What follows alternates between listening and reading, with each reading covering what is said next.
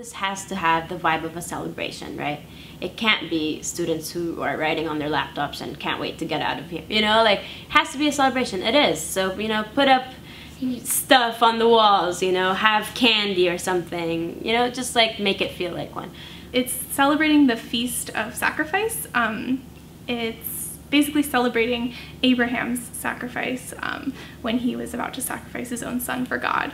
And so the feast is representative of that by when communities slaughter an animal, usually a goat or a sheep or a cow, and then they have a huge feast with it. They share a fair amount of it with the poor, and it's a huge celebration, kind of like our Thanksgiving almost. And it's usually like visiting people, so like you'd go visit family, friends, or like extended family, or people will start coming over.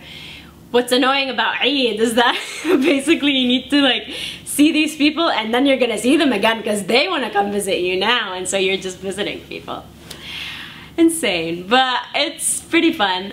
This year I definitely tried to incorporate Muslim faculty members and students and community members as much as I possibly could, because I think it's truly an event that they should be sharing with the community and I think it should be from the inside coming out. We talk a lot about the Islamic religion, and then the mention of culture comes in. And this is a big problem, because as an Egyptian, I can speak about my own culture. There are so many cultural practices that are different from the religion, and some are actually contradictory to the religion. So don't get confused, don't let this confuse you when you see an Egyptian being rude, because that is not Islam, that's just probably somebody had a bad day.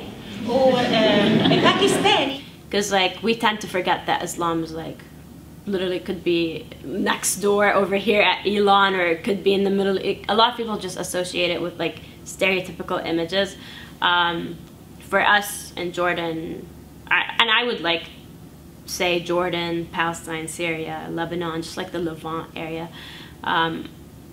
It's whatever you, it's like literally buying new clothes from Zara, which is like, Zara is a great store. Wearing your heels and looking great. We look so good on Eid. Maybe other cultures, maybe. I noticed that coming here, because like when you meet Muslims from different regions, it seems like some of them wear like something more traditional for you know, Eid, but I've never done that, no. Learning about other faiths and other traditions is something I think is valuable for anyone. We don't live in a box anymore, and with our global world, we want to be global citizens. Understanding different people's perspectives is one of the most important things, I think. Interfaith dialogue or interfaith engagement involves connecting people with all faiths and no faith communities.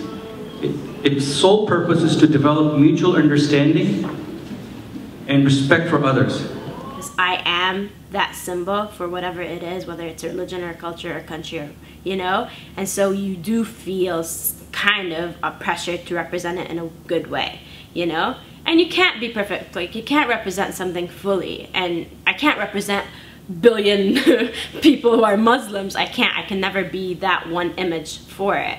And it's hard because, especially when it comes to Islam, there's a whole different image that people gain from different, you know, resources, media, or whatever it is. And so, for me, it's my word against everyone's, it seems, you know, and sometimes it's like that. But if I feel, as long as there's a certain level of respect that we have, I'm good with it.